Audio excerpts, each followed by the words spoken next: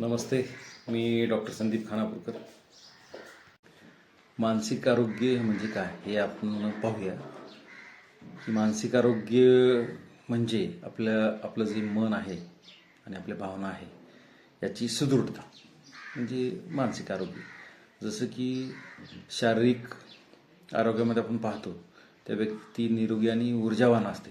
तसंच ज्या व्यक्तीचं मानसिक आरोग्य उत्तम आहे ती व्यक्ती म्हणजे जे दैनंदिन ताणतणाव आहेत त्यांना योग्य प्रकारे हाताळते. त्यासोबतच त्यांची निर्णय क्षमता चांगली असते आणि जीवनामध्ये ते आनंदी असतात. तर यासाठी आपण एक दोन उदाहरणं पाहूया. की दोन विद्यार्थी असतात. ती भविष्यामधील परीक्षेची तयारी करत असतात. त्यामध्ये पहिल्या नंबरचा विद्यार्थी परीक्षेचं खूप ताण घेत असतो आणि रात्रभर तणावामध्ये असतो आणि सतत चिंता करत असतो.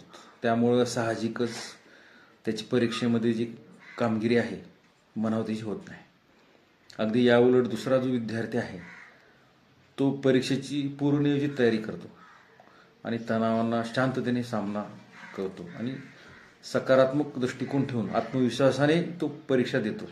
त्यामुळं त्याची जी परीक्षेमध्ये कामगिरी आहे उत्तमच होते. त्यावर आपल्याला असं लक्षात येते की दुसऱ्या नंबरचा जो विद्यार्थी आहे की त्याचं मानसिक आरोग्य उत्तम होतं. त्यामुळंच त्यानं परीक्षेमध्ये चांगली कामगिरी करू शकलं होतं. थोडक्यात जर सांगायचं की ज्या व्यक्तीचं मानसिक आरोग्य चांगलं आहे ती त्याच्या दैनंदिन जे काय आयुष्यामध्ये ताणतणाव आहेत ते योग्य प्रकारे हाताळतं आणि त्याची निर्णय क्षमता चांगली असते आणि जीवनामध्ये ते आनंदी असतात.